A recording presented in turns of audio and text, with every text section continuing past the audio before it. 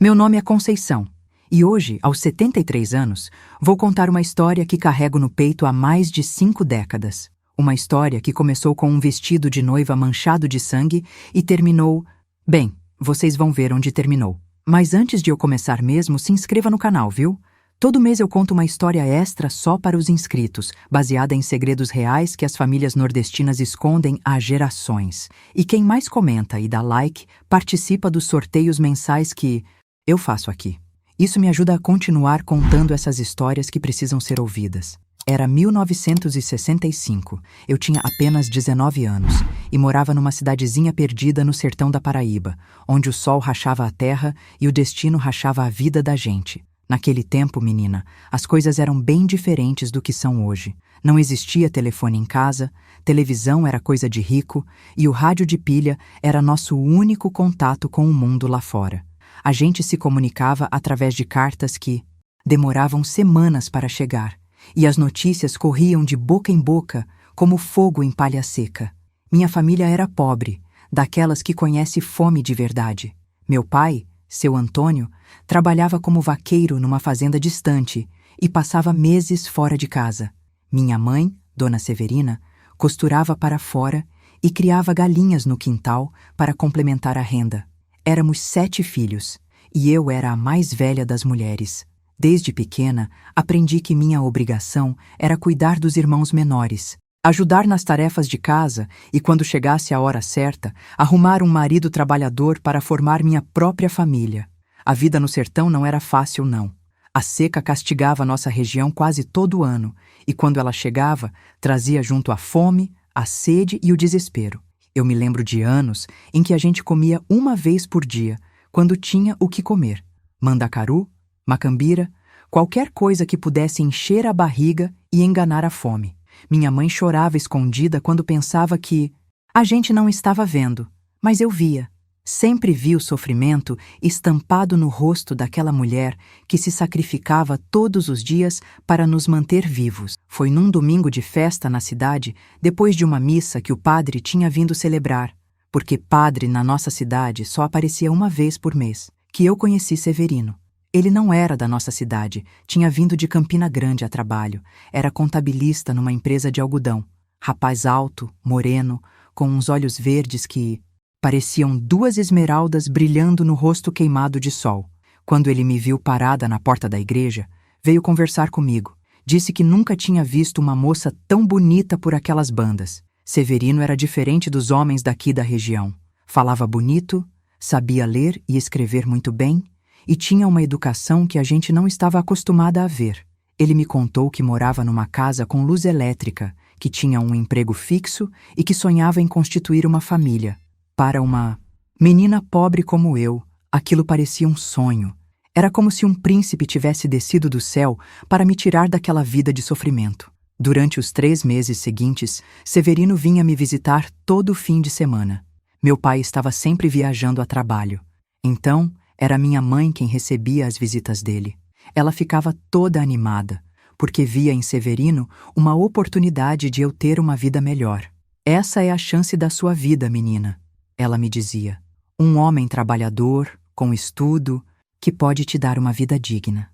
E eu acreditava, menina, como eu acreditava. Severino me cortejava como nos filmes que eu via no cinema da cidade grande quando minha tia me levava. Trazia flores do campo, escrevia cartinhas bonitas e sempre chegava com algum presente. Um tecido bonito, um perfume barato, doces da cidade grande. Para quem nunca tinha tido nada, aquilo era um luxo que me deixava nas nuvens. Ele me falava dos sonhos dele, de como a gente ia morar numa casa bonita, de como eu ia ter vestidos bonitos e não ia mais precisar passar necessidade. Mas tinha uma coisa em Severino que me incomodava, embora eu tentasse não dar importância na época. Às vezes, quando a gente estava conversando, ele ficava com um olhar estranho, como se estivesse pensando em outras coisas. E quando minha mãe saía para buscar água no poço ou cuidar dos afazeres, ele tentava me tocar de um jeito que me deixava desconfortável.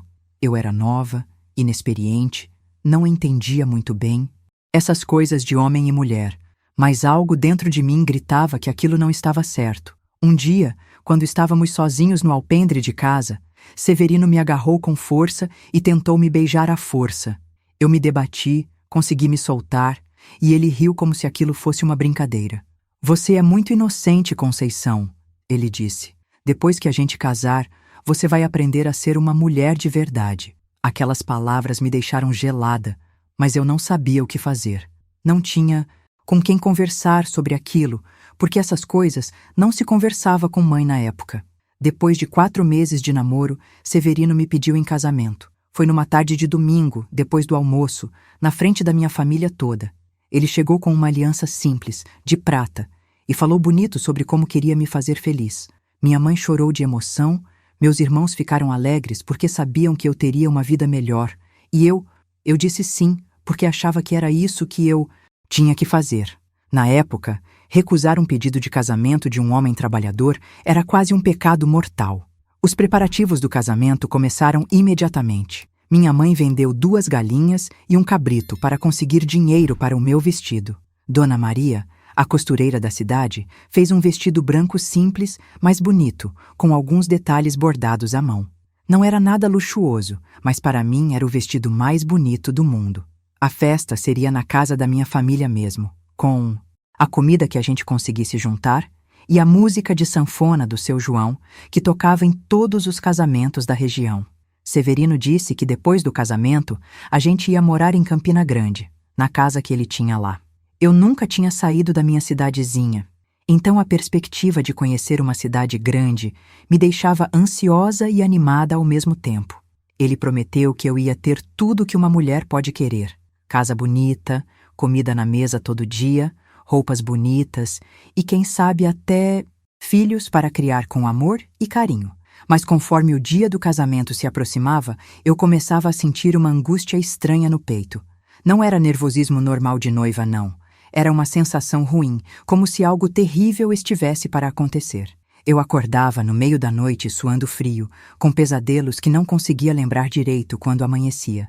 Minha mãe dizia que era normal, que toda noiva fica nervosa antes do casamento, mas eu sentia que era diferente. Uma semana antes do casamento, aconteceu algo que mudou tudo. Minha prima Antônia, que morava em Campina Grande, veio para o casamento e trouxe uma notícia que me deixou em choque. Ela tinha ouvido falar de Severino na cidade, e as coisas que ela soube não eram nada boas. Conceição, ela me disse num canto, longe dos outros. Esse homem não é o que parece. Ele já foi casado antes, e a mulher dele sumiu misteriosamente há 2 anos. Dizem que ele batia nela, que fazia coisas horríveis com ela. Eu senti o chão fugir dos meus pés. Como assim ele já tinha sido casado? Por que nunca me contou isso? E o que tinha acontecido com a primeira esposa? Antônia me contou que as pessoas em Campina Grande sussurravam que Severino tinha matado a mulher e escondido o corpo, mas nunca conseguiram provar nada. Ele mudou de cidade depois que ela desapareceu, ela me disse. E agora apareceu aqui, procurando uma nova vítima. Naquela noite não consegui dormir. Ficava pensando em tudo que Antônia tinha me contado, lembrando do jeito estranho que Severino às vezes me olhava, das vezes que ele tinha tentado me forçar a fazer coisas que eu não queria. O coração disparava só de imaginar que eu poderia estar prestes a me casar com um assassino. Mas, ao mesmo tempo, uma parte de mim não queria acreditar. Como um homem que falava tão bonito, que parecia tão educado, poderia ser capaz de uma coisa dessas? No dia seguinte, resolvi confrontar Severino. Quando ele chegou para a visita de sempre, eu pedi para conversar com ele sozinha no quintal. Com o coração batendo forte, perguntei se ele já tinha sido casado antes. O rosto dele mudou completamente. A expressão gentil desapareceu e no lugar apareceu algo frio, perigoso. Quem te disse isso? Ele perguntou com uma voz baixa e ameaçadora que eu nunca tinha ouvido antes. Quando eu contei que minha prima tinha me falado, ele ficou furioso. Disse que as pessoas gostavam de inventar histórias, que era tudo mentira, que eu não deveria dar ouvidos a fofocas. Mas a forma como ele falou, a raiva nos olhos dele, me confirmou que Antônia estava certa. Se você está pensando em cancelar nosso casamento por causa de fofocas, ele disse me agarrando pelo braço com força, vai se arrepender pelo resto da vida. Ninguém mais vai querer você depois de me dispensar no altar. Voltei para casa com o braço dolorido e a certeza de que estava prestes a me casar com um monstro. Mas o que eu podia fazer? O casamento estava marcado para dali a 5 dias. Os convidados já tinham sido avisados, o vestido estava pronto, a comida já estava sendo preparada. Cancelar um casamento na nossa região era uma vergonha que a família carregava para sempre. Além disso, quem ia acreditar em mim se eu contasse o que minha prima tinha dito? As pessoas iam pensar que eu estava inventando desculpas para não casar. Você já se sentiu completamente sem saída na vida? Como se tivesse caído num buraco sem fundo e não conseguisse ver nem um fio de luz lá em cima? Era assim que eu me sentia naqueles últimos dias, antes do casamento. Sabia que estava caminhando para um precipício, mas não conseguia parar. Era como se uma força invisível me empurrasse para a frente, direto para a desgraça. Senhora de uns 40 anos, magra, com o rosto marcado pelo sofrimento e os olhos vermelhos de quem havia chorado muito. Ela perguntou por mim. Disse que precisava falar comigo urgente. Minha mãe achou estranho, mas deixou a gente conversar sozinhas atrás da casa, perto do pé de umbu. Minha filha, ela disse segurando minhas mãos com força. Meu nome é Josefa e eu era cunhada de Maria das Dores, a primeira mulher de Severino. Senti meu sangue gelar. Ela era minha irmã caçula. Uma menina boa, trabalhadora, que não merecia o que aconteceu com ela. A voz da mulher tremia. E eu via que era muito difícil para ela falar sobre aquilo. Eu vim aqui porque não posso deixar outra moça passar pelo que minha irmã passou. Josefa me contou coisas que até hoje me arrepiam a espinha. Disse que no começo, Severino tratava Maria das Dores como uma rainha. Trazia presentes, falava bonito, prometia o céu e a terra. Mas depois do casamento, tudo mudou. Ele batia nela por qualquer coisa. Ela me contou chorando. Se a comida estava um pouco salgada, se ela demorava para servir o café, se olhasse para outro homem na rua, qualquer desculpa servia para ele descontar a raiva nela. Mas o pior ainda estava por vir. Josefa me contou que Severino obrigava Maria das Dores a fazer coisas que não posso nem repetir aqui, coisas que nenhuma mulher deveria ser forçada a fazer. Minha irmã chegou a fugir de casa 3 vezes, ela disse, mas ele sempre ia atrás. Dela, prometia que ia mudar, chorava, implorava, e ela, coitada, sempre acreditava e voltava. A última vez que Maria das Dores tentou fugir foi quando descobriu que estava esperando um filho. Ela veio para minha casa no meio da noite. Josefa continuou, toda machucada, com o olho roxo e o lábio cortado. Disse que não aguentava mais, que tinha medo do que ele podia fazer com a criança quando nascesse. Eu implorei para ela não voltar. Disse que a gente arrumava um jeito de ela se esconder, mas ela disse que ele tinha ameaçado matar toda a família dela se ela não voltasse. Maria das Dores voltou para casa no dia seguinte, e 2 semanas depois desapareceu para sempre. Severino disse para todo mundo que ela tinha fugido com outro homem. Josefa me contou com ódio na voz. Mas eu sei que ele matou minha irmã e a criança que ela estava esperando. Procuramos por todo canto. Movemos céu e terra, mas nunca encontramos nem o corpo dela. Ele é muito esperto, sabia. Como esconder as coisas? A mulher chorava muito, e eu chorava junto, pensando no que podia acontecer comigo se eu me casasse com aquele monstro. Josefa me implorou para não me casar. Foge, menina, ela dizia segurando meus braços. Foge hoje mesmo, vai para longe, muda de nome se for preciso. Mas não se casa com esse demônio. Ele vai fazer com você a mesma coisa que fez com minha irmã. Mas como eu podia fugir? Para onde? Eu não tinha dinheiro, não conhecia ninguém fora da cidade. E se tentasse fugir, ele com certeza ia atrás de mim, como fez com Maria das Dores. Naquela noite, a última antes do casamento, não consegui pregar o olho. Ficava imaginando Maria das Dores, uma moça jovem como eu, sofrendo nas mãos daquele homem terrível. Pensava na criança inocente que ela estava esperando, que nem chegou a nascer por causa da maldade de Severino. E pensava em mim, no que ele faria comigo depois que estivéssemos casados e eu estivesse completamente em suas mãos. De madrugada, levantei da cama e fui até o quintal. O céu estava cheio de estrelas, e eu olhava para elas pedindo um milagre, implorando para que alguma coisa acontecesse para me livrar daquele casamento. Mas as estrelas continuavam mudas, brilhando indiferentes ao meu desespero. Foi quando eu ouvi passos no quintal da casa vizinha e vi uma sombra se movendo no escuro. Meu coração disparou. Seria Severino me vigiando? Escondi-me atrás do pé de cajá e fiquei observando. A sombra se aproximou da cerca que dividia nosso quintal do quintal do vizinho, e então eu vi quem era. Era Severino mesmo, mas ele não estava sozinho. Tinha outro homem com ele, um tipo feio e mal encarado que eu nunca tinha visto antes. Os dois conversavam baixinho e consegui escutar alguns pedaços da conversa que me deixaram apavorada. Depois do casamento você some com ela, o estranho dizia. Leva para aquele lugar que a gente já conversou, faz o que tem que fazer e depois se livra do problema como fez com a outra. Severino riu baixinho, um riso que me deu arrepios. Essa aqui vai me dar mais trabalho que a Maria, ele respondeu. Ela é mais esperta, mais desconfiada, mas depois que estiver casada comigo, não vai ter para onde correr. Eu estava tremendo tanto que quase caí de onde estava escondida. Eles estavam planejando me matar. O casamento era só uma armadilha para me levar para algum lugar isolado onde ninguém ia me procurar. Severino era realmente um assassino, e eu ia ser a próxima vítima dele. Fiquei ali escondida até eles irem embora, e depois corri para dentro de casa, trancando a porta com o trinco.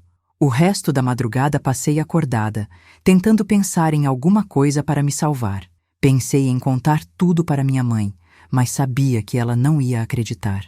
Iam pensar que eu estava com nervosismo de noiva, inventando coisas para fugir do casamento. Pensei em fugir de casa naquela mesma madrugada, mas para onde? Como uma moça. De 19 anos, sem dinheiro, sem conhecer ninguém, ia conseguir se esconder de um homem como Severino? Quando amanheceu, minha mãe entrou no quarto toda animada. Levanta, minha filha, ela disse abrindo as janelas. Hoje é o dia mais importante da sua vida. Se ela soubesse que podia ser o último dia da minha vida, não estaria tão alegre assim. Tomei banho, vesti o vestido de noiva e minha mãe penteou meu cabelo todo enfeitado com flores do quintal. Ela estava radiante, achando que estava encaminhando a filha para uma vida melhor. Você está linda, Conceição, ela dizia arrumando meu véu. Severino é um homem de sorte em ter uma esposa bonita e trabalhadora como você. Vocês vão ser muito felizes. Cada palavra dela era como uma punhalada no meu coração, porque eu sabia que não ia ter felicidade nenhuma, só sofrimento e morte. Mas como contar isso para uma mãe que estava tão feliz em ver a filha se casar? A cerimônia estava marcada para 2 horas da tarde, na igrejinha da cidade. O padre tinha vindo especialmente para celebrar meu casamento, e meio mundo estava convidado. Para as famílias pobres como a nossa, um casamento era uma festa rara, uma oportunidade de comemorar em meio a tanto sofrimento. As pessoas chegavam de longe para participar, trazendo os poucos presentes que podiam. Um pano de prato bordado, uma galinha, um saco de farinha. Quando chegou a hora de sair para a igreja, eu estava trêmula. Severino tinha chegado cedo e estava conversando com meu pai no alpendre. Quando me viu de noiva, abriu um sorriso que me arrepiou toda. Não era um sorriso de amor, era um sorriso de vitória, como se ele tivesse acabado de capturar uma presa. Você está linda, minha futura esposa, ele disse beijando minha mão. Hoje é o começo da nossa vida juntos. O caminho até a igreja foi o mais longo da minha vida. Cada passo que eu dava me levava mais perto da minha sentença de morte. As pessoas na rua paravam para me ver passar, comentando como eu estava bonita, desejando felicidades, sem saber que estavam vendo uma moça a caminho do matadouro. Severino caminhava ao meu lado, segurando meu braço com firmeza, como se quisesse ter certeza de que eu não ia fugir no último minuto. A igreja estava lotada. Parentes, vizinhos, conhecidos, todos ali para celebrar o que pensavam ser um momento de alegria. O padre nos esperava no altar, com a Bíblia aberta e um sorriso bondoso no rosto. O organista tocava uma música solene, e as pessoas sussurravam admirando meu vestido e comentando sobre como Severino e eu formávamos um casal bonito. Se eles soubessem a verdade. Quando chegamos ao altar, o padre começou a cerimônia. As palavras dele pareciam vir de muito longe, como se eu estivesse ouvindo através de um túnel. Severino, você aceita Conceição como sua legítima esposa, para amá-la e respeitá-la na alegria e na tristeza, na saúde e na doença, até que a morte os separe? Sim, aceito. Ele respondeu com voz firme, me olhando nos olhos de um jeito que me gelou a alma. Quando chegou minha vez de responder, As palavras emperraram na garganta. O padre repetiu a pergunta, e toda a igreja ficou em silêncio, esperando minha resposta. Eu olhei para Severino, para minha família, para todas aquelas pessoas que esperavam que eu dissesse sim. Como dizer não ali, na frente de todo mundo, sem ter como explicar o porquê? Como destruir a alegria da minha família sem conseguir provar que Severino era um assassino? Foi então que aconteceu o milagre que eu tanto tinha pedido nas minhas orações. Antes que eu pudesse responder, ouvimos um barulho de cavalo se aproximando da igreja em disparada. Todo mundo olhou para a porta, curiosos para ver quem estava chegando com tanta pressa no meio da cerimônia. Eram 2 homens a cavalo, e um deles vestia o uniforme da polícia. Meu coração quase parou quando vi que o outro homem era o irmão de Maria das Dores, João das Dores, que morava em Recife. Os 2 homens entraram na igreja esbaforidos, com as roupas sujas de poeira da viagem.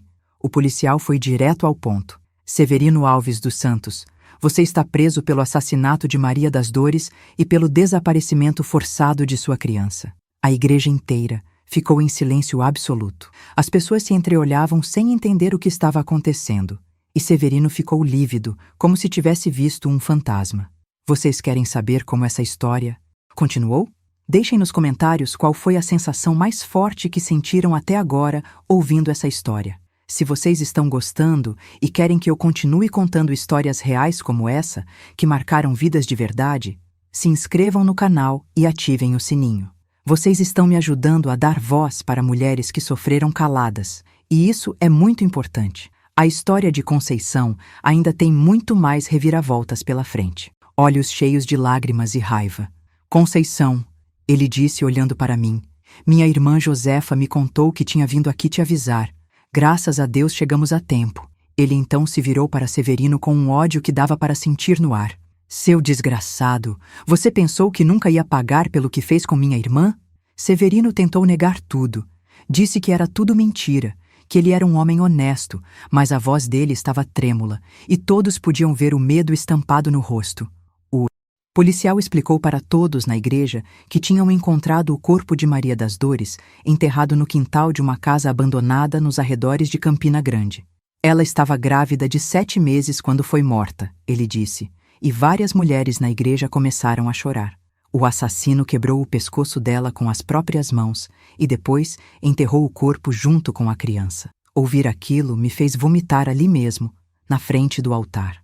A ideia de que aquelas mesmas mãos que tinham me tocado eram as mesmas que mataram uma mulher grávida me deixou completamente desesperada. Severino tentou correr, mas João das Dores e outros homens da igreja o seguraram. Você não vai fugir como fugiu da outra vez, João gritou. Dessa vez você vai pagar pelo que fez. Severino se debatia como um animal acuado, gritando que era inocente, que estava sendo acusado injustamente. Mas quando o policial mostrou o anel de casamento de Maria das Dores, que tinha sido encontrado junto com o corpo, ele parou de negar. O anel estava manchado de sangue ressecado, uma prova terrível do crime que ele tinha cometido. Minha mãe desmaiou quando entendeu o que estava acontecendo. A ideia de que ela quase entregou a filha para um assassino a deixou em choque. Meu pai ficou vermelho de raiva, se culpando por não ter investigado melhor a vida de Severino antes de aceitar o casamento. Como eu pude ser tão cego? Ele repetia, batendo na própria cabeça. Como eu quase entreguei minha filha para esse monstro? As outras pessoas na igreja estavam apavoradas, algumas chorando, outras rezando, todas tentando entender como aquilo tinha acontecido. Quando levaram Severino algemado para fora da igreja, ele me olhou com um ódio que nunca vou esquecer. Você vai se arrepender de ter me rejeitado, ele gritou enquanto era arrastado. Nenhum homem vai querer uma mulher que foi deixada no altar por um assassino. Você vai morrer sozinha e abandonada. Aquelas palavras me perfuraram como facas, porque no fundo eu sabia que ele podia estar certo. Naquela época, uma mulher que passasse por uma situação dessas ficava marcada para sempre. Depois que levaram Severino, a igreja se esvaziou rapidamente. As pessoas saíram sussurrando, comentando sobre o que tinha acontecido, e eu fiquei ali no altar, ainda vestida de noiva, tentando processar tudo o que tinha acontecido. João das Dores se aproximou de mim e segurou minhas mãos. Minha irmã mandou uma carta para mim antes de morrer, ele me contou. Ela disse que se algum dia soubesse de outra moça que fosse se casar com Severino, para eu impedir de qualquer jeito, ela morreu querendo salvar outras mulheres do sofrimento que passou. Naquela noite, nossa casa ficou cheia de parentes e vizinhos que vieram nos dar apoio. Todo mundo comentava sobre como foi por pouco que eu escapei de uma tragédia. Minha tia Francisca, que sempre foi muito religiosa, dizia que tinha sido um milagre de São José que protegeu a família. Mas eu não me sentia salva, não. Me sentia suja, como se tivesse sido contaminada por aquele homem terrível. Cada vez que lembrava das vezes que ele tinha me tocado, que tinha tentado me beijar, eu sentia nojo de mim mesma. Os dias que se seguiram foram os piores da minha vida até então. A notícia se espalhou por toda a região, como fogo em capinzal seco. As pessoas vinham de longe só para me ver, para ouvir a história da moça que quase se casou com um assassino. Alguns tinham pena, outros eram só curiosos mórbidos que queriam detalhes da história. Eu não conseguia sair de casa sem sentir os olhares pesados, os cochichos, os comentários maldosos. Ela deve ter sabido de alguma coisa. Ouvi uma mulher comentar no mercado.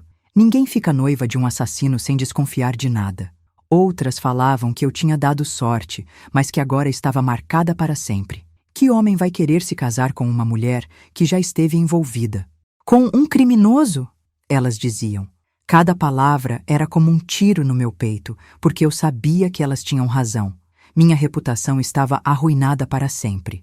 3 semanas depois do casamento que não aconteceu, chegou a notícia que Severino tinha confessado o crime na prisão. Ele contou todos os detalhes de como matou Maria das Dores numa discussão, como enterrou o corpo, como forjou a história de que ela tinha fugido com outro homem. Também confessou que estava planejando fazer a mesma coisa comigo depois do nosso casamento. A Conceição estava começando a desconfiar. Ele disse para o delegado. Ia dar muito trabalho para controlar. Era melhor se livrar dela logo depois da lua de mel. Quando soube disso, desabei a chorar como nunca tinha chorado na vida. Não eram lágrimas de alívio por ter escapado. Eram lágrimas de horror por saber que estive tão perto da morte. Se aqueles homens não tivessem chegado na hora certa, eu estaria enterrada em algum lugar ermo. E minha família nunca saberia o que tinha acontecido comigo. A ideia me dava pesadelos todas as noites. Eu acordava gritando, suada, com a sensação de que Severino estava no quarto comigo. Minha mãe tentava me consolar, dizia que tudo tinha dado certo no final, que Deus tinha me protegido. Mas eu não conseguia ver dessa forma. Me sentia como se tivesse morrido naquele dia na igreja, como se a Conceição, que sonhava com casamento e família, tivesse sido enterrada junto com Maria das Dores. A mulher que sobrou era uma versão quebrada, assombrada, que tinha medo de confiar em qualquer pessoa. Os meses passaram, e aos poucos as pessoas pararam de falar tanto sobre o caso. Severino foi julgado e condenado à prisão perpétua, o que na época significava que ele nunca mais sairia da cadeia. Mas para mim, a prisão dele não trouxe paz. Eu continuava me sentindo suja, marcada, como se carregasse uma culpa que não era minha. Parei de sair de casa, parei de conversar com as pessoas, vivia trancada no quarto, remoendo o que tinha acontecido. Foi quando apareceu na minha vida uma pessoa que mudaria tudo. Padre Miguel, um jovem sacerdote que tinha sido mandado para a nossa paróquia.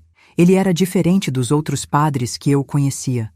Mais jovem, mais compreensivo, e parecia realmente se importar com o sofrimento das pessoas. Quando soube da minha história, veio me visitar várias vezes, tentando me ajudar a lidar com o trauma que eu tinha passado. Conceição, ele me disse numa dessas visitas, você não tem culpa nenhuma do que aconteceu. Você foi vítima de um homem perverso, mas Deus te salvou porque tem outros planos para a sua vida.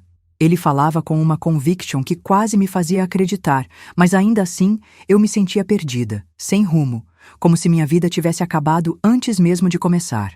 Eu não sei mais quem eu sou, eu contei para ele. Não sei o que fazer da minha vida, agora. Padre Miguel me sugeriu algo que nunca tinha passado pela minha cabeça. Ir embora da cidade, começar uma vida nova em outro lugar, longe dos olhares curiosos e dos comentários maldosos. Você é jovem, inteligente, tem a vida toda pela frente, ele me disse. Não pode deixar que o mal que um homem fez defina o resto da sua existência.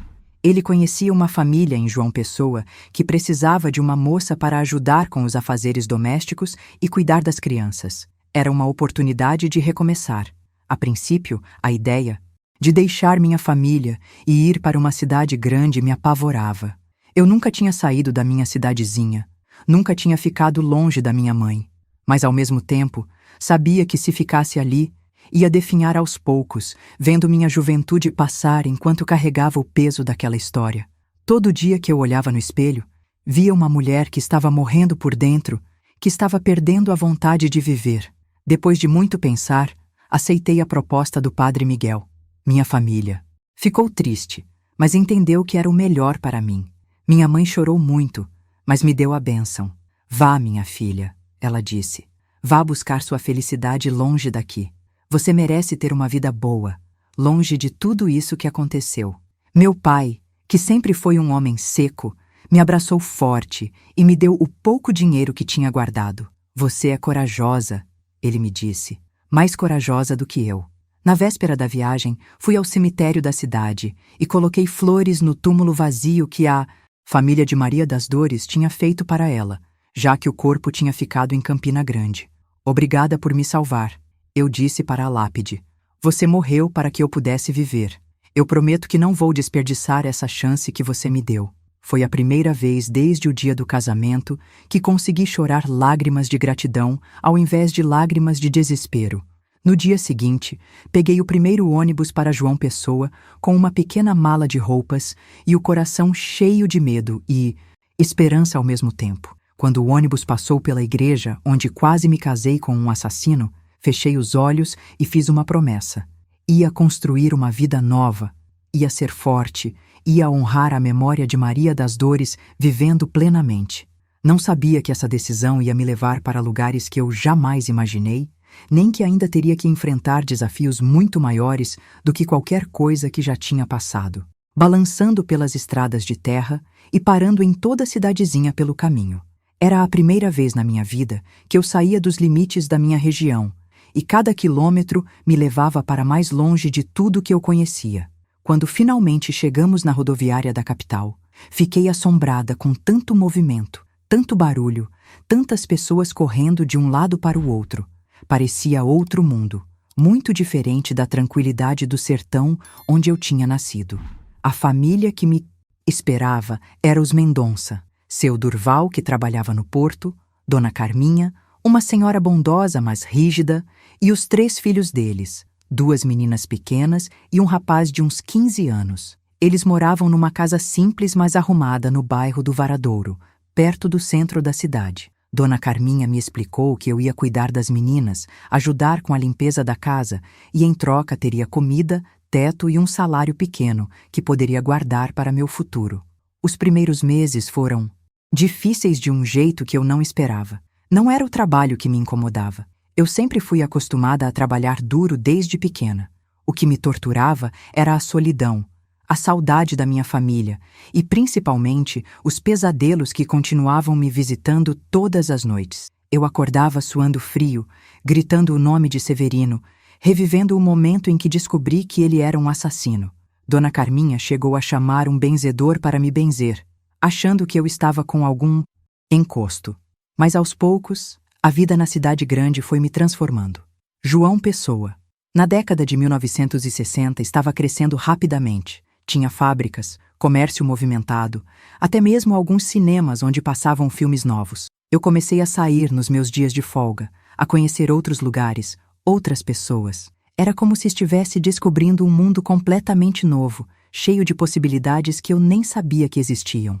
Pela primeira vez na vida, não tinha ninguém me vigiando, me dizendo o que podia ou não fazer. Foi numa dessas saídas, numa tarde de domingo no centro da cidade, que conheci Antônio.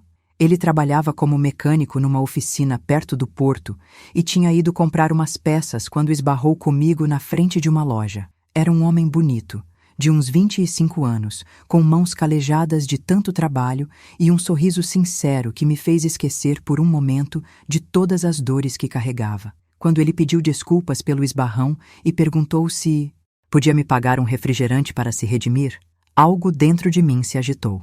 Antônio era completamente diferente de Severino.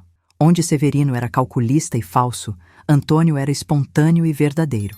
Ele me contou que tinha vindo do interior também, que trabalhava duro para juntar dinheiro e abrir sua própria oficina. Falava com paixão dos seus sonhos, de como queria construir algo com as próprias mãos, e eu me via identificada com aquela vontade de vencer na vida. Quando nos despedimos, ele pediu para me ver de novo, e pela primeira vez desde o episódio com Severino, senti vontade de dizer sim. Começamos a nos encontrar aos domingos, sempre em lugares públicos, sempre com muito respeito. Antônio nunca tentou me forçar a nada. Nunca me fez sentir desconfortável como Severino fazia. Ele me tratava como uma senhora, me levava para passear na praia de Tambaú, me mostrava os pontos bonitos da cidade, me contava histórias engraçadas que me faziam rir como eu. Não ria há muito tempo. Com ele, eu comecei a me sentir mulher de novo, não apenas uma vítima de um trauma terrível. Mas eu carregava um segredo pesado. Nunca contei para Antônio sobre Severino, sobre o casamento que quase aconteceu, sobre como escapei por pouco de me casar com um assassino. Tinha medo de que ele saísse correndo se soubesse da verdade. Medo de que me visse como uma mulher marcada, contaminada por aquela história horrível. Então inventei uma versão mais simples, que tinha vindo para João Pessoa procurar trabalho, que minha família era pobre demais para me sustentar, que nunca tinha namorado sério antes dele. Durante 6 meses vivi essa mentira. Antônio se apaixonou por mim, e eu me apaixonei por ele também, mas sempre com uma parte do meu coração protegida, sempre com medo de que a verdade aparecesse e destruísse tudo. Ele começou a falar em casamento, em constituir família, e eu entrava em pânico toda vez que o assunto surgia. Como podia me casar de novo depois de tudo que tinha passado? Como podia confiar em outro homem depois de ter sido enganada de forma tão cruel? As coisas se complicaram quando Antônio pediu para conhecer minha família. Ele queria fazer as coisas direito, pedir minha mão ao meu pai, trazer os pais dele para conhecer os meus. Eu inventava desculpas, dizia que minha família morava muito longe, que era complicado fazer essa viagem. Mas ele insistia, e eu sabia que não podia enrolar para sempre. A pressão estava aumentando, e eu não sabia como resolver aquela situação sem perder o homem que tinha aprendido a amar.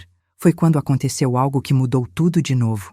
Uma tarde, quando voltava do trabalho, encontrei um homem me esperando na porta da casa dos Mendonça. Era um sujeito mal encarado, com cicatrizes no rosto e um jeito ameaçador que me fez lembrar imediatamente do comparsa de Severino que eu tinha visto conversando com ele no quintal naquela noite terrível. Meu sangue gelou quando ele se aproximou de mim com um sorriso perverso. "Você é a Conceição, não é?" ele disse, bloqueando minha passagem. "Eu sou Zé da Lua, sócio do seu ex-noivo. Severino me falou muito de você antes de ser preso." O coração disparou no meu peito. Como aquele homem tinha me encontrado? O que ele queria comigo? "Severino está na cadeia, mas ainda tem uns negócios para resolver", ele continuou. "E você faz parte desses negócios." A forma como ele falou me deu arrepios na espinha.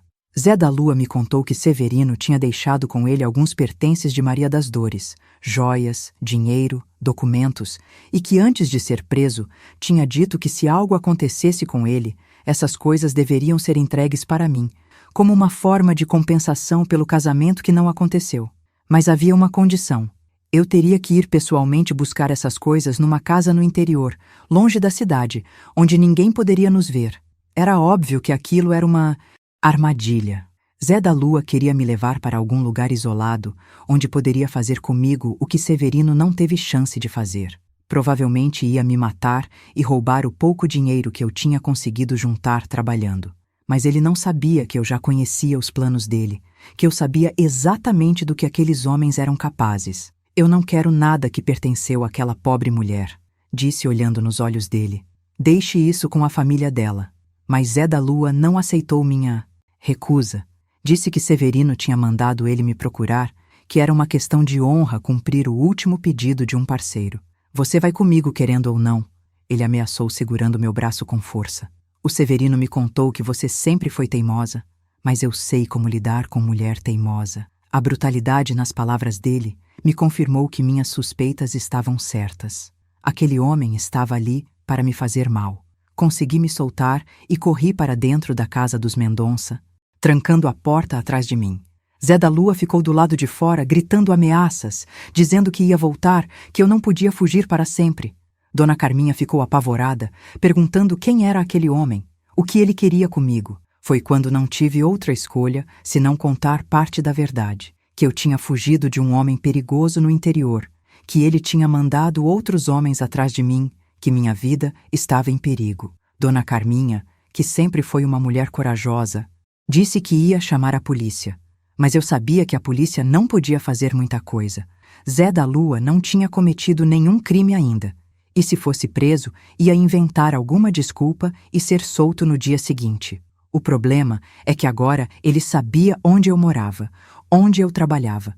Ia ficar me vigiando, esperando uma oportunidade para me pegar sozinha. E cedo ou tarde, essa oportunidade ia aparecer. Naquela noite, não consegui dormir. Ficava pensando em como aquele pesadelo tinha me alcançado mesmo depois de ter mudado de cidade, mesmo depois de ter tentado recomeçar minha vida. Era como se o mal que Severino representava fosse uma marca que eu carregaria para sempre, um ímã que atraía outros homens perigosos para minha vida. Me sentia amaldiçoada, condenada a sempre ser perseguida pelos fantasmas do meu passado. No dia seguinte, contei tudo para Antônio. Não toda a verdade, mas uma versão editada onde eu tinha sido ameaçada por homens perigosos no interior e tinha vindo para João Pessoa fugindo deles. Antônio ficou furioso, disse que ia atrás de Zé da Lua para acertar as contas, mas eu implorei para ele não fazer isso. Você não conhece esse tipo de gente, eu disse. Eles são capazes de qualquer coisa. Se você se meter, pode acabar morto também. Antônio então sugeriu algo que me deixou dividida. Que a gente se casasse rapidamente, sem festa, sem família, só nós dois. Se você for minha esposa, eu posso te proteger melhor, ele disse. A gente se casa hoje mesmo se for preciso, e depois resolve essa situação. Era uma proposta tentadora, mas ao mesmo tempo me apavorava. Como podia me casar carregando tantos segredos? Como podia começar uma vida conjugal baseada em mentiras? E se Antônio descobrisse a verdade depois do casamento? Não seria justo com ele, nem comigo. Foi então que tomei a decisão mais difícil da minha vida até aquele momento. Disse para Antônio que precisava de um tempo para pensar, que não podia tomar uma decisão tão importante no desespero. Ele ficou magoado, achou que eu não confiava nele, que não o amava o suficiente para aceitar sua proteção. Mas eu sabia que se casasse com ele naquelas condições, estaria apenas transferindo meus problemas para ele, colocando um homem bom em perigo por causa do meu passado sombrio. Vocês acham que Conceição fez a escolha certa ao não contar toda a verdade para Antônio? Se vocês estivessem na situação dela, fariam diferente? Contem nos comentários como vocês acham que essa história vai continuar. E se vocês estão gostando dessas histórias reais de mulheres corajosas que enfrentaram situações extremas, se inscrevam no canal, ativem o sininho e compartilhem com outras pessoas que precisam ouvir essas histórias de superação. Vocês estão me ajudando a dar voz para quem foi silenciada por muito tempo. Podia continuar fugindo eternamente. Não podia deixar que o medo controlasse cada passo que eu dava. Se Zé da Lua queria me encontrar, eu ia facilitar as coisas para ele, mas nos meus termos. Passei a madrugada toda planejando como ia enfrentar aquele demônio de uma vez por todas, mesmo que isso custasse minha vida. Na manhã seguinte, saí de casa muito cedo e fui até o Mercado Central, onde sabia que podia encontrar todo tipo de gente. Procurei por Chico Bento, um homem que conhecia das minhas andanças pela cidade, que tinha a fama de resolver problemas que a polícia não resolvia. Era um sujeito perigoso, mas tinha um código de honra. Nunca fazia mal para mulher ou criança inocente. Quando expliquei minha situação para ele, omitindo os detalhes mais pesados, ele se ofereceu para me ajudar em troca de um favor futuro. Essa história de homem perseguindo mulher indefesa me dá nos nervos, Chico Bento disse, cuspindo no chão. Você arruma um jeito de chamar esse Zé da Lua para um lugar que eu vou te falar, e eu garanto que ele nunca mais vai incomodar você nem ninguém. O plano era simples. Eu ia marcar um encontro com Zé da Lua num galpão abandonado perto do porto, fingindo que tinha mudado de ideia sobre ir buscar as coisas de Maria das Dores. Chico Bento e 2 companheiros dele iam estar escondidos, esperando para dar uma lição no homem. Minha parte no plano era a mais perigosa. Eu teria que ficar sozinha com Zé da Lua tempo suficiente para ele se sentir confiante, para baixar a guarda. Se algo desse errado, se Chico Bento chegasse atrasado, se Zé da Lua desconfiasse da armadilha, eu estaria sozinha com um assassino num lugar onde ninguém ia ouvir meus gritos. Mas eu não tinha escolha. Era melhor arriscar tudo numa jogada só do que viver para sempre olhando por cima do ombro. Mandei um recado para Zé da Lua através de um menino de rua, dizendo que tinha pensado melhor e queria sim buscar as coisas que Severino tinha deixado para mim. Marquei o encontro para o fim da tarde de sexta-feira, no galpão que Chico Bento tinha escolhido. Era um lugar isolado, longe do movimento do porto, perfeito para o que a gente estava planejando. Passei os dias seguintes rezando para todos os santos, pedindo proteção e, ao mesmo tempo, me preparando para a possibilidade de que aqueles fossem meus últimos dias de vida. Quando chegou a sexta-feira, acordei com uma calma estranha.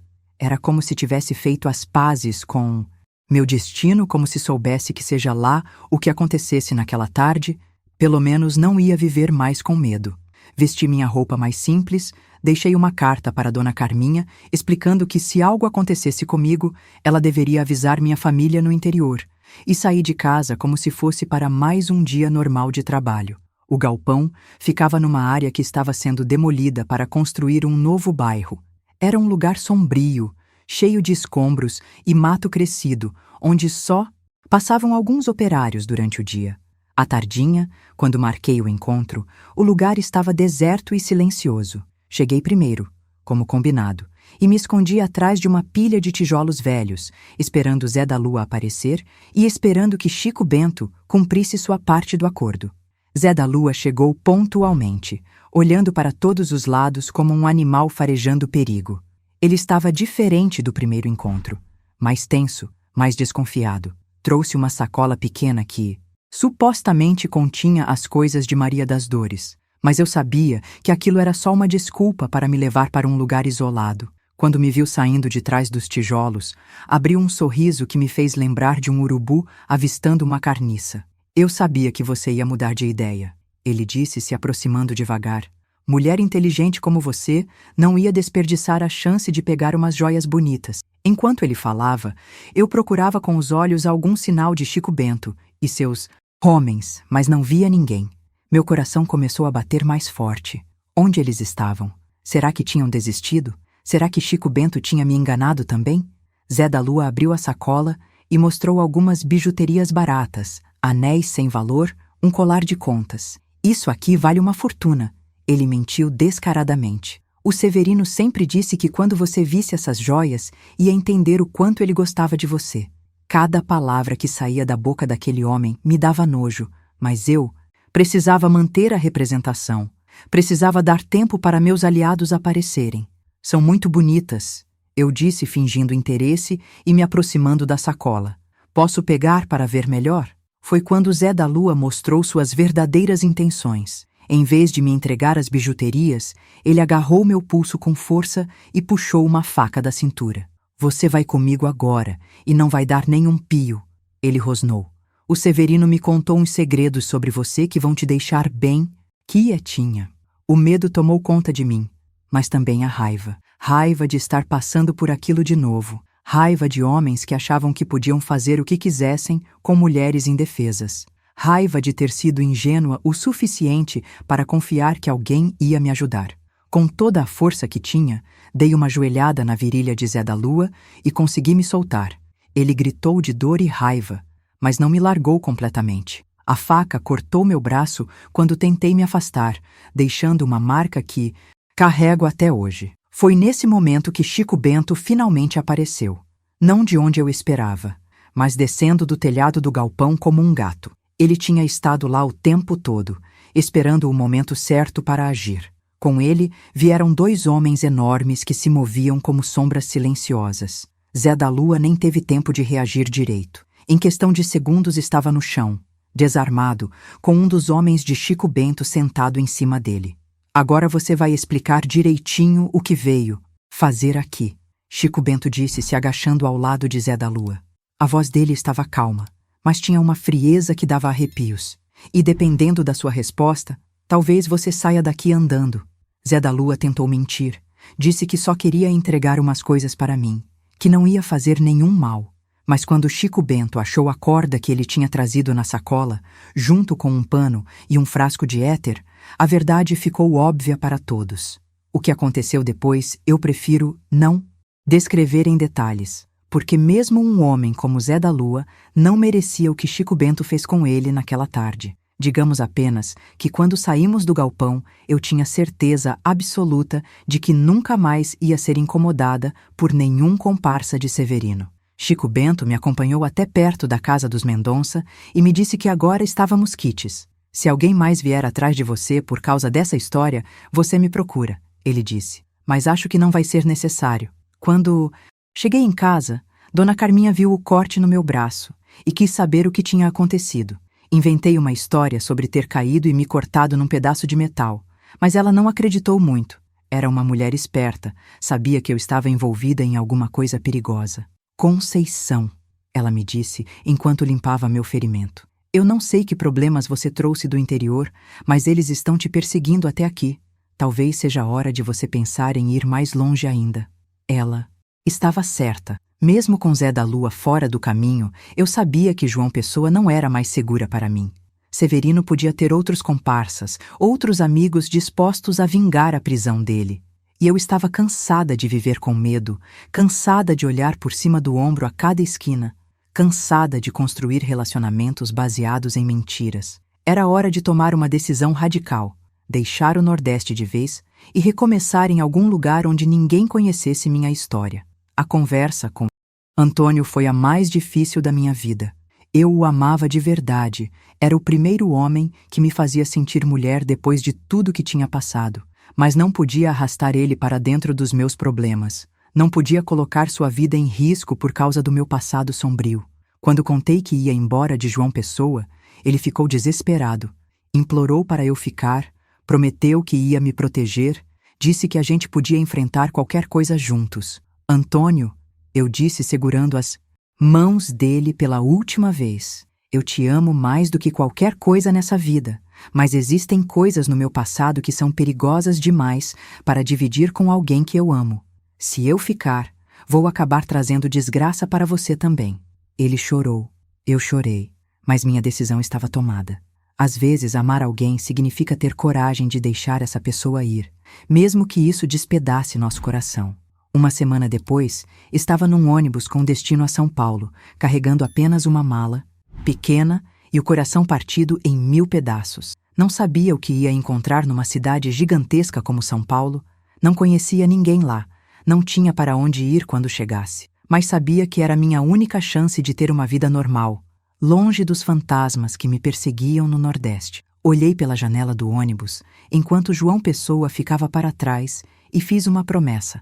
Dessa vez, ia enterrar completamente meu passado e construir uma identidade nova, mesmo que isso significasse matar a Conceição que eu tinha sido até então. A viagem durou 3 dias, com paradas em várias cidades pelo caminho. Durante todo esse tempo, fiquei pensando na vida que estava deixando para trás. Minha família no interior, que nunca mais ia ver, Antônio, que provavelmente ia me odiar para sempre por ter partido sem uma explicação completa. A própria memória de Maria das Dores, cuja morte tinha moldado tanto minha existência. Era como se estivesse fazendo meu próprio funeral, enterrando uma versão de mim mesma que nunca mais ia voltar à vida. Quando finalmente chegamos na rodoviária do Tietê, em São Paulo, fiquei paralisada por alguns minutos. Era mais gente do que eu tinha visto na vida inteira, mais barulho, mais movimento, mais de tudo. As pessoas passavam correndo em todas as direções, falando numa velocidade que eu mal conseguia acompanhar, vestidas de um jeito que eu nunca tinha visto. Senti-me como uma alienígena que tinha acabado de chegar em outro planeta, completamente perdida e desorientada.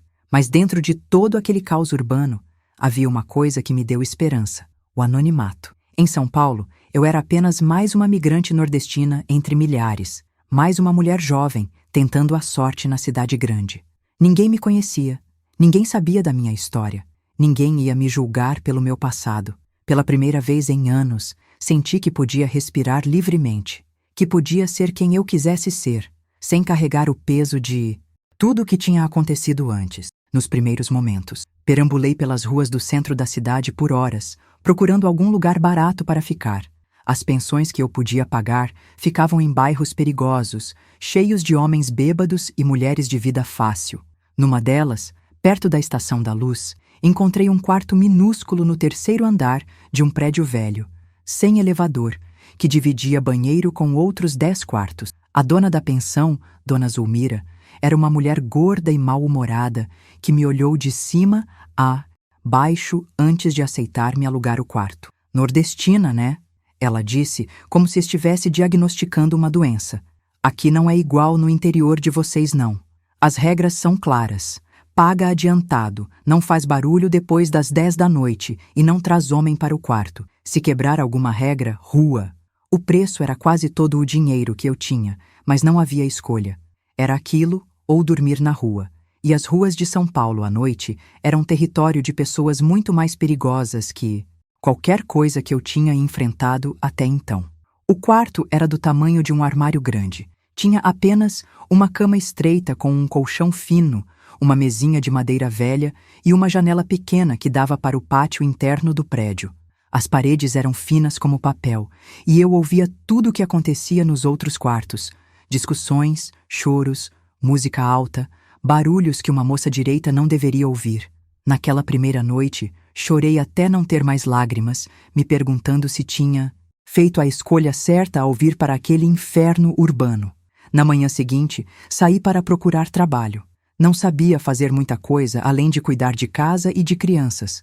Então procurei nos bairros ricos, onde as famílias paulistanas contratavam empregadas domésticas. Foi uma humilhação atrás da outra. Você tem referências? Perguntavam.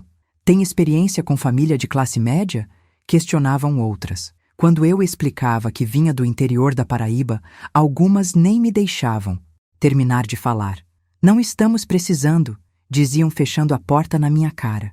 Depois de uma semana procurando sem sucesso, o dinheiro estava acabando e Dona Zulmira já estava cobrando o aluguel da semana seguinte. Foi quando conheci Sebastiana, uma mulher do Ceará que morava na pensão há 2 anos e trabalhava numa fábrica de tecidos na zona leste da cidade. Ela viu meu desespero e se ofereceu para me ajudar. Menina, ela me disse, você está procurando trabalho no lugar errado. As madames paulistanas só contratam empregada que já conhecem, ou que alguém indica. Você precisa começar de baixo. Sebastiana me levou para conhecer a fábrica onde ela trabalhava. Era um galpão imenso, quente e abafado, cheio de máquinas barulhentas e mulheres suadas trabalhando em ritmo acelerado. O cheiro de tinta e produtos químicos era tão forte que ardia os olhos. O supervisor, um homem grosseiro e mal educado, me olhou como se estivesse avaliando uma peça de gado. Você já trabalhou em fábrica antes? Ele perguntou. Quando disse que não, ele riu com desprezo. Mais uma caipira querendo virar operária. Mesmo assim, me deram uma chance. O trabalho era pesado, ficar em pé 12 horas por dia, operando uma máquina que cortava tecidos, com apenas meia hora para almoçar e 2 intervalos de 15 minutos. O salário era uma miséria. Mal dava para pagar o quarto na pensão e comprar comida. Minhas mãos, que sempre foram delicadas, ficaram calejadas e cortadas pelas máquinas. Meus pés inchavam tanto que eu mal conseguia tirar os sapatos no fim do dia. Mas o pior não era o trabalho físico. O pior eram os homens da fábrica.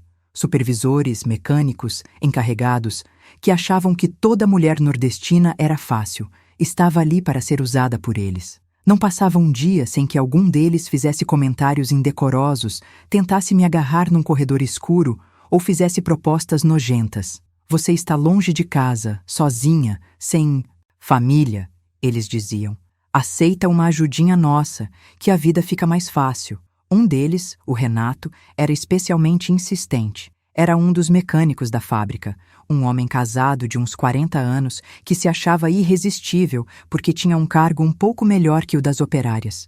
Ele começou me perseguindo com convites para sair, oferecendo dinheiro em troca de favores, e quando eu recusava, ficava ameaçando que podia me fazer perder o emprego. Você pensa que é melhor que as outras? Ele dizia.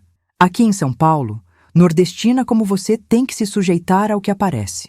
A situação ficou insustentável quando Renato começou a me seguir até a pensão. Ele descobriu onde eu morava e ficava me esperando na esquina, me assediando na rua, gritando obscenidades quando eu não dava atenção para ele. Uma noite, ele estava tão bêbado que tentou forçar a entrada no prédio atrás de mim. Só consegui me livrar dele porque outros moradores da pensão interferiram. Mas eu sabia que aquilo ia se repetir. Foi quando tomei uma decisão que mudaria completamente o rumo da minha vida. Não podia continuar vivendo como uma vítima, fugindo de um lugar para outro toda vez que um homem perigoso aparecia no meu caminho. Tinha que aprender a me defender. Tinha que ficar forte o suficiente para não precisar depender da proteção de ninguém. E para isso, precisava de dinheiro, muito mais dinheiro do que uma operária de fábrica podia ganhar. Sebastiana me contou sobre outras formas de uma mulher ganhar a vida em São Paulo. Tem umas meninas que trabalham à noite, ela disse baixinho, olhando para os lados para ter certeza de que ninguém estava ouvindo. Não é vida para a moça de família, mas paga bem, muito bem. Ela conhecia um lugar na Boca do Lixo, uma região no centro da cidade, onde funcionavam casas noturnas, bares e outros estabelecimentos que ofereciam entretenimento masculino.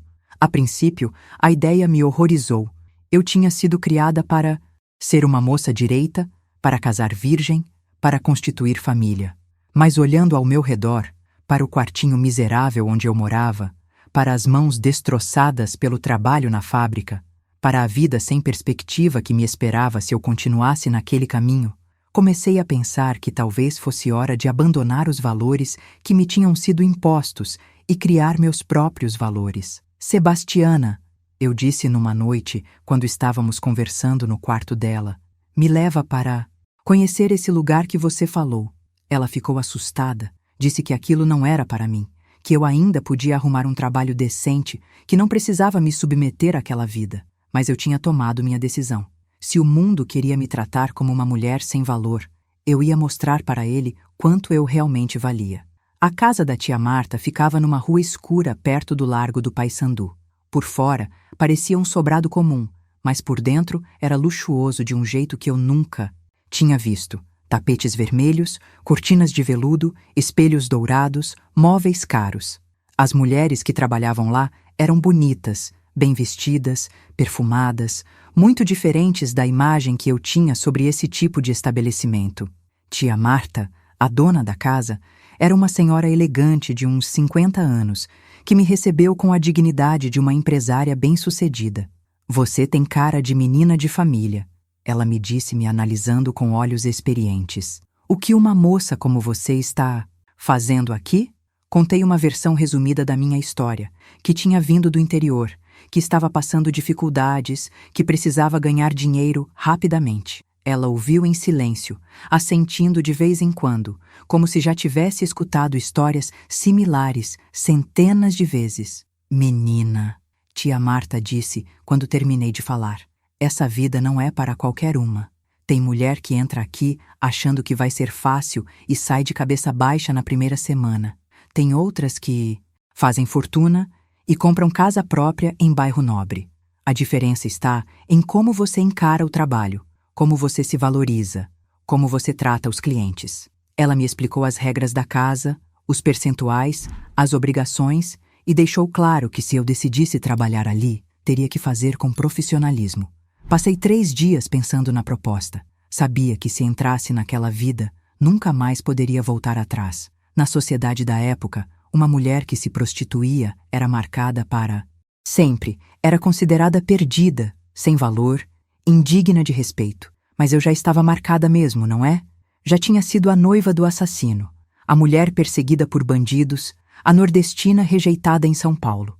Talvez fosse hora de parar de me importar com o que os outros pensavam e começar a pensar no que era melhor para mim. Na quarta-feira à noite, voltei para a casa da tia Marta. Eu aceito, disse olhando direto nos olhos dela, mas quero deixar claro que não sou uma vítima das circunstâncias. Estou aqui porque escolhi estar e vou fazer deste trabalho uma ferramenta para conseguir o que quero na vida. Tia Marta sorriu, um sorriso que tinha orgulho e aprovação. Agora você está falando como uma mulher de verdade, ela disse. Bem-vinda ao mundo real. Naquela noite, quando voltei para a pensão, olhei no espelho do banheiro coletivo e vi uma mulher diferente me encarando. Não era mais a Conceição ingênua do interior, nem a Conceição assustada que tinha fugido de João Pessoa. Era uma nova versão de mim mesma, uma versão que tinha decidido tomar o controle da própria vida, mesmo que isso significasse quebrar todas as regras que me tinham ensinado desde criança. E pela primeira vez em muito tempo, senti algo parecido com esperança. O que vocês acham da decisão que Conceição tomou? Era a única saída que ela tinha ou existiam outras alternativas? Às vezes na vida, a gente precisa fazer escolhas difíceis para sobreviver. E nem sempre essas escolhas seguem o que a sociedade considera certo ou errado. Se vocês conhecem histórias de mulheres que tiveram que reinventar suas vidas em situações extremas, compartilhem nos comentários e continuem acompanhando, porque a história de Conceição ainda tem muitas reviravoltas pela frente. Apenas mais uma operária lutando para sobreviver. Mas à noite, me transformava numa pessoa completamente diferente. Tia Marta me ensinou como me vestir, como me maquiar, como conversar com os homens que frequentavam a casa. Aqui você não é a Conceição pobre do interior, ela me disse. Aqui você é Carmen, uma mulher sofisticada que escolheu esta profissão porque gosta de poder e independência. Carmen. Esse foi o nome que escolhi para minha nova identidade. Era como se tivesse criado uma personagem para interpretar, uma máscara que me protegia da realidade do que estava fazendo. Carmen era corajosa, onde Conceição era medrosa. Era calculista, onde Conceição era ingênua. Era fria, onde Conceição era emotiva. Com o tempo, as duas personalidades começaram a se misturar de um jeito que, às vezes, eu não sabia mais onde uma terminava e a outra começava. Os clientes da casa da tia Marta não eram os homens grosseiros que eu imaginava. Muitos eram empresários, políticos, profissionais liberais, homens casados que procuravam algo que não encontravam em casa. Eles me tratavam com respeito, pagavam bem, e alguns até se tornaram amigos de verdade. Descobri que tinha talento para ouvir os problemas alheios, para fazer os homens se sentirem especiais, para ser exatamente o que eles precisavam em cada momento. Em 6 meses, já estava ganhando mais dinheiro do que jamais imaginei ser possível. Saí da pensão imunda e aluguei um apartamento pequeno, mas limpo no bairro da Liberdade. Comprei roupas bonitas, móveis novos, até mesmo um rádio de pilha importado. Pela primeira vez na vida, não precisava me preocupar se ia ter comida no dia seguinte, se ia conseguir pagar o aluguel, se algum homem perigoso ia aparecer para me ameaçar. O dinheiro me dava segurança, e a segurança me dava poder. Mas essa sensação de controle durou pouco. Uma noite de dezembro de 1967, quando eu estava trabalhando já há quase 1 ano na casa, chegou um cliente que mudaria tudo novamente. Era um homem de uns 50 anos, bem vestido, educado, que disse chamar-se Dr. Edmundo. Ele chegou perguntando especificamente por mim. Disse que tinha ouvido falar de Carmen e queria me conhecer. Nada disso era incomum. Muitos clientes vinham com indicações de outros. Dr. Edmundo era diferente dos outros homens. Não queria apenas companhia física, queria conversar, conhecer minha história, entender como uma moça como eu tinha chegado até ali. Eu contei a versão que sempre contava, que vinha de família pobre do interior, que tinha vindo para São Paulo tentar a vida, que tinha escolhido aquela profissão por independência. Ele ouvia tudo com atenção, fazendo perguntas inteligentes, demonstrando genuíno interesse pela minha pessoa. Durante 3 meses, Dr. Edmundo me visitou semanalmente. Sempre educado, sempre respeitoso, sempre pagando generosamente pelos meus serviços. Comecei a ter carinho por ele, a esperar por suas visitas, a me sentir especial por ter conquistado a preferência de um homem tão refinado. Ele me contava sobre sua vida. Era médico psiquiatra, viúvo, sem filhos, dedicava-se integralmente à profissão. Dizia que eu era a única pessoa com quem conseguia relaxar, com quem se sentia verdadeiramente ele mesmo. Foi quando o Dr. Edmundo me fez uma proposta que parecia boa demais para ser verdade. Ele queria que eu deixasse a casa da tia Marta e fosse morar com ele numa chácara nos arredores de São Paulo. Carmen, ele disse segurando minhas mãos, você é especial demais para dividir com outros homens. Quero você só para mim. Quero cuidar de você, dar-lhe uma vida digna longe dessa situação. Ofereceu-me uma mesada generosa, uma casa bonita, roupas caras, tudo o que uma mulher poderia querer. A princípio, fiquei desconfiada. Depois de tudo que tinha passado com Severino, qualquer proposta de homem que parecia perfeita demais me deixava alerta. Mas Dr. Edmundo era diferente. Era culto, respeitoso, nunca me pressionou para nada, nunca demonstrou violência ou agressividade. E a oferta dele representava exatamente o que eu estava procurando: segurança financeira, estabilidade, a chance de sair daquela vida antes que ela me marcasse permanentemente. Tia Marta não gostou nada da minha decisão. Menina, ela me disse quando contei sobre a proposta. Homem que tira a mulher da vida para sustentar sempre quer alguma coisa em troca, e geralmente essa coisa não é boa. Mas eu estava cansada de desconfiar de todo mundo, cansada de ver perigo em cada esquina.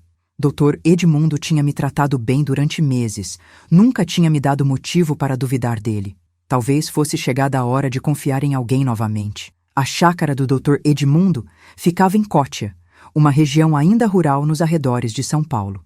Era um lugar lindo, com uma casa grande e bem cuidada, jardins floridos, árvores frutíferas, um riacho que cortava a propriedade. Depois dos quartos apertados onde tinha morado, aquilo me parecia um palácio. Ele me deu um quarto espaçoso e bem mobiliado, um guarda-roupa cheio de roupas bonitas e uma mesada que era 3 vezes mais do que eu ganhava na casa da tia Marta. Os primeiros meses foram como um sonho.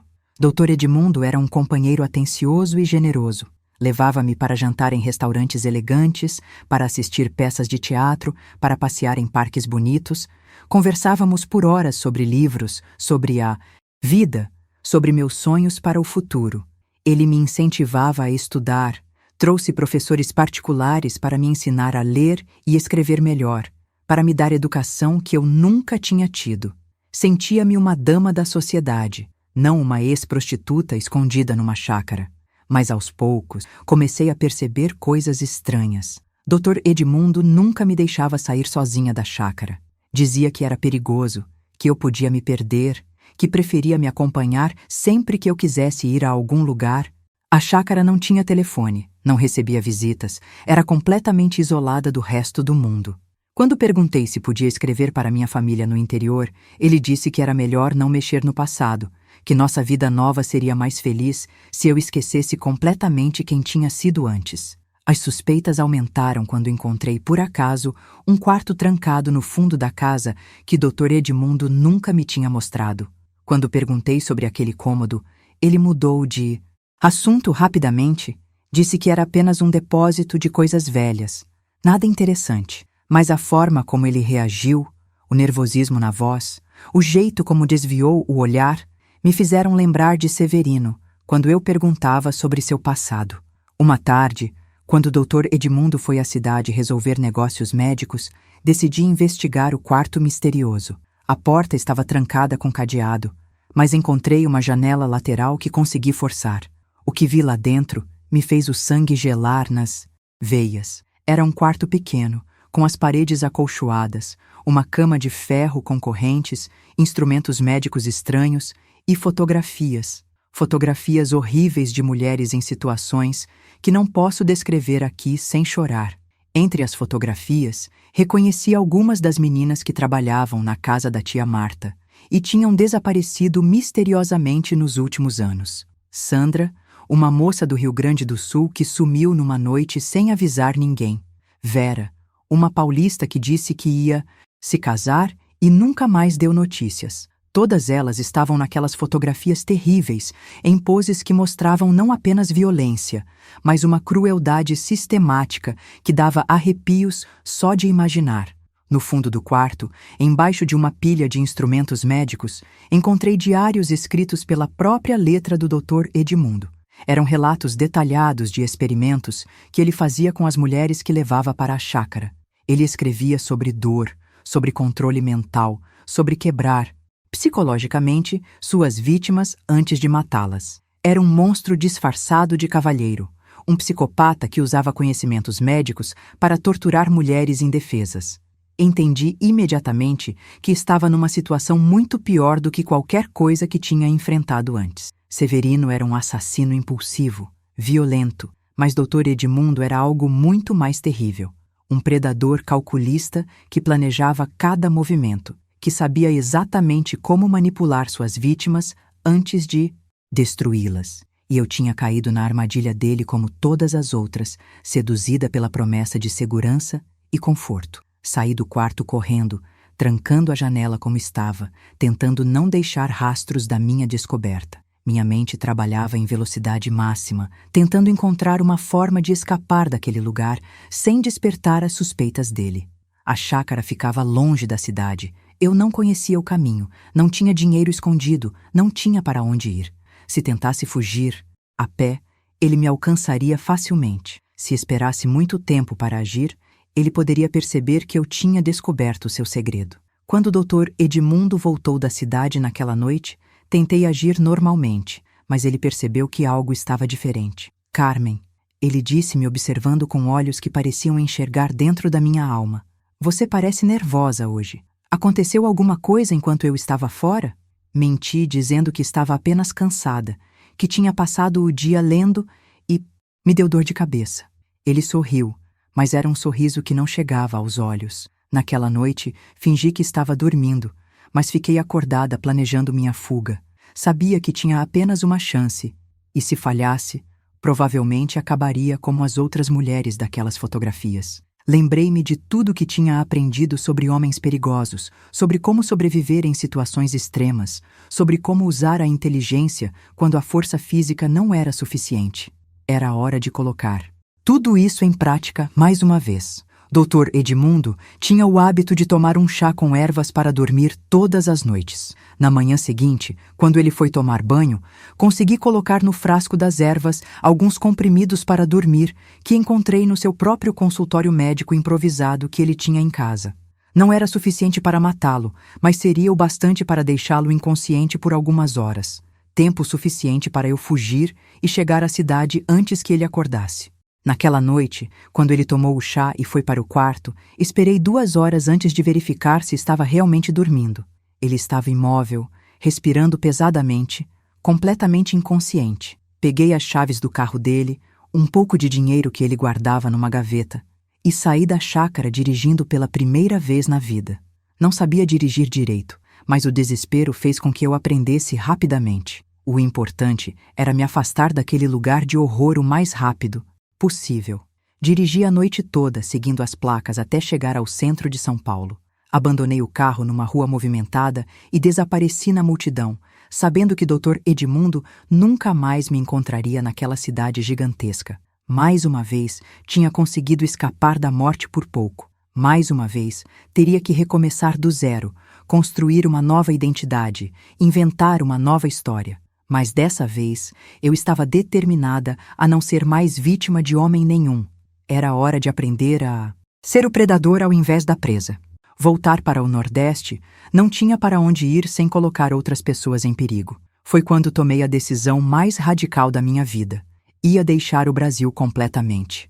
Nos anos finais da década de 1960, muitos brasileiros estavam emigrando para a Argentina em busca de melhores oportunidades. Buenos Aires era uma cidade grande, cosmopolita, onde uma mulher com minha experiência poderia se reinventar mais uma vez. Usei o dinheiro que tinha pego do Dr. Edmundo para comprar documentos falsos num despachante corrupto do centro de São Paulo. Não era difícil conseguir isso na época, especialmente se você tivesse dinheiro para pagar. Minha nova identidade seria Rosa Martinez, uma viúva argentina que estava voltando para casa depois de passar alguns anos no Brasil. Os documentos eram bem feitos, incluindo certidão de nascimento, carteira de identidade e até uma certidão de óbito falsa do meu suposto marido morto. Com essa documentação, consegui passagem num navio que fazia a rota Santos-Buenos Aires, transportando imigrantes e trabalhadores. Era uma viagem de 5 dias, tempo suficiente para eu me despedir definitivamente do Brasil e da mulher que tinha sido até então. A travessia pelo Atlântico Sul foi uma experiência transformadora. Olhando para a imensidão azul do oceano, senti como se estivesse deixando para trás não apenas um país, mas toda uma vida de sofrimento e perseguição. Conceição havia morrido na chácara do Dr. Edmundo. Carmen havia se afogado nas águas entre Santos e Buenos Aires. Quem pisaria em solo argentino seria Rosa Martinez, uma mulher que não devia explicações para ninguém, que não carregava fantasmas do passado, que estava livre para ser exatamente quem quisesse ser. Buenos Aires, em 1969, me recebeu como uma mãe acolhe um filho perdido. Era uma cidade europeia no meio da América do Sul, com arquitetura elegante, cafés charmosos, livrarias em cada esquina e um movimento cultural efervescente. As pessoas andavam diferentes, falavam diferente, pensavam diferente. Ninguém me olhava como nordestina fugitiva, ninguém me julgava pelo meu passado, ninguém fazia perguntas inconvenientes. Eu era simplesmente mais uma imigrante tentando a sorte numa cidade que estava acostumada a receber gente do mundo inteiro. Consegui trabalho num restaurante elegante no bairro de Palermo, primeiro como garçonete e depois como gerente. Minha experiência lidando com homens ricos e poderosos na casa da tia Marta me serviu bem. Sabia como conversar com os clientes, como fazê-los se sentirem especiais, como transformar um simples jantar numa experiência memorável. Em poucos meses, o restaurante estava sempre lotado e o proprietário, Dom Alberto, me deu um aumento substancial e maior responsabilidade na administração. Foi nesse restaurante que conheci Miguel Santos, um brasileiro que vivia em Buenos Aires há 10 anos e trabalhava como correspondente de um jornal paulista. Era um homem diferente de todos que eu tinha conhecido. Intelectual, idealista, apaixonado por justiça social e direitos humanos. Quando ele me contou que estava investigando uma rede de tráfico de mulheres que operava entre Brasil e Argentina, senti um arrepio na espinha. Será que ele estava procurando por mim? Mas Miguel não estava interessado em Rosa Martinez, a gerente de restaurante. Ele estava atrás de informações sobre médicos brasileiros que usavam a profissão para atrair mulheres vulneráveis e depois as traficavam ou matavam. Tem um tal Dr. Edmundo em São Paulo, ele me contou numa das nossas conversas, que a polícia suspeita estar envolvido no desaparecimento de várias prostitutas. Mas ele é muito bem relacionado, tem amigos poderosos, então nunca conseguem juntar provas suficientes para prendê-lo. Quando ouvi aquele nome, quase deixei cair o prato que estava segurando.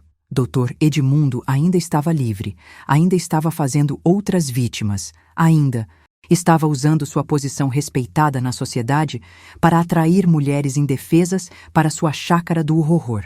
A raiva que senti naquele momento foi maior do que qualquer coisa que já tinha experimentado. Não era justo que um monstro como ele continuasse solto enquanto eu tinha que viver escondida, usando identidade falsa, longe de tudo e todos que um dia amei. Naquela noite, depois que o restaurante fechou, contei toda a verdade para Miguel. Desde o quase casamento com Severino até a fuga da chácara, passando pela minha temporada na casa da tia Marta e todos os horrores que tinha visto no quarto secreto do Dr. Edmundo. Miguel ouviu tudo em silêncio, tomando notas, fazendo perguntas específicas, tratando minha história como o que ela era. Um relato jornalístico de crimes hediondos que precisavam ser expostos. Rosa, ele disse quando terminei de contar tudo, você tem informações que podem colocar esse monstro na cadeia para sempre. Mas vai ser perigoso. Se você testemunhar contra ele, vai ter que revelar sua identidade verdadeira. Vai ter que voltar ao Brasil. Vai ficar exposta a represálias. Eu sabia disso. Sabia que denunciar Dr. Edmundo significaria abrir mão da segurança que tinha construído em Buenos Aires. Mas também sabia que enquanto ele estivesse livre, outras mulheres iam sofrer o que Sandra, Vera e tantas outras sofreram. Passei semanas pensando na decisão. Miguel me apoiava a qualquer escolha que eu fizesse, disse que me ajudaria a ficar segura se eu decidisse testemunhar, mas deixou claro que a decisão tinha que ser minha. Era uma escolha entre minha segurança pessoal e a justiça para as mulheres que tinham morrido naquela chácara.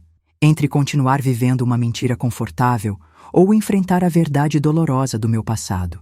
A resposta veio numa manhã, quando li no jornal argentino a notícia de que mais 3 mulheres tinham desaparecido misteriosamente em São Paulo, todas elas prostitutas, todas elas vistas, pela última vez na companhia de um médico respeitável.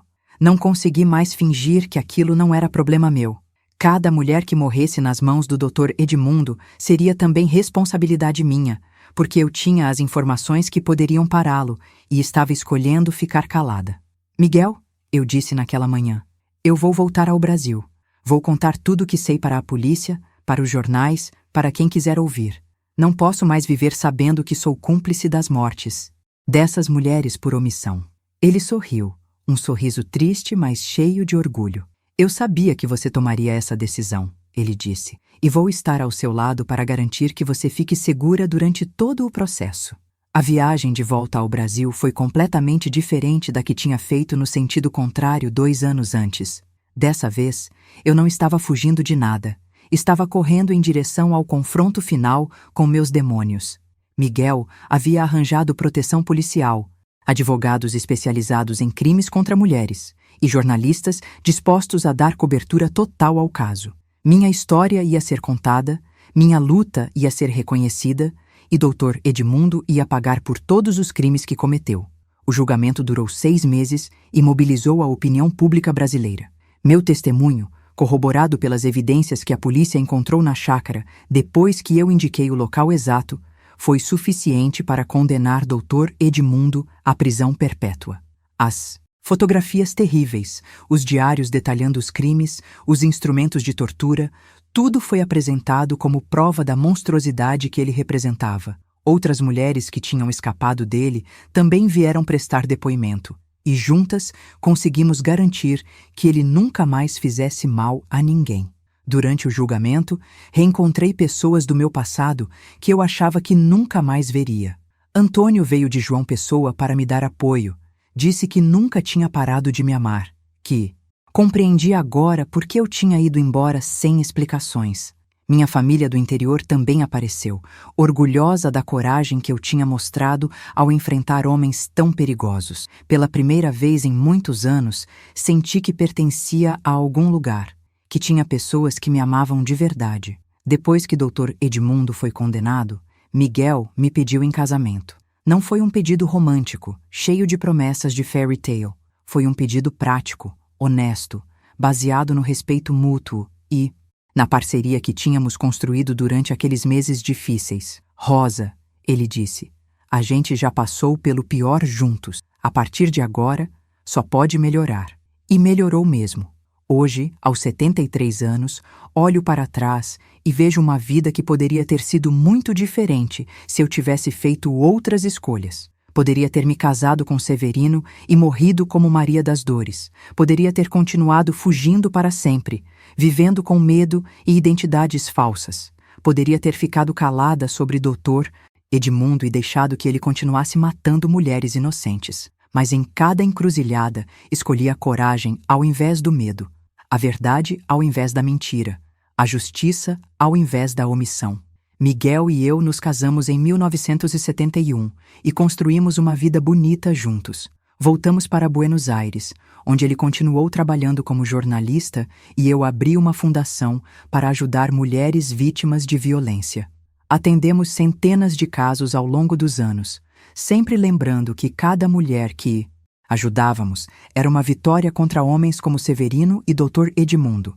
Nunca tivemos filhos, a vida não nos deu essa alegria, mas ajudamos a criar muitas filhas do coração, meninas que precisavam de proteção e orientação. Miguel morreu há 5 anos, vítima de um câncer que descobrimos tarde demais. Foi uma dor imensa perder o companheiro de tantas batalhas, o homem que me ensinou que era possível confiar de novo, que me mostrou que nem todos os homens são predadores, mas mesmo na viuvez, continuo trabalhando, continuo contando minha história para quem quiser ouvir, continuo acreditando que uma mulher pode se reinventar quantas vezes for necessário. Por isso estou aqui hoje, compartilhando com vocês os segredos mais dolorosos da minha vida, porque sei que em algum lugar tem uma mulher passando pelo mesmo que eu passei, se sentindo perdida, acreditando que não tem saída. Quero que essa mulher saiba que tem sim, que é possível recomeçar, que é possível ser forte, mesmo quando tudo parece perdido.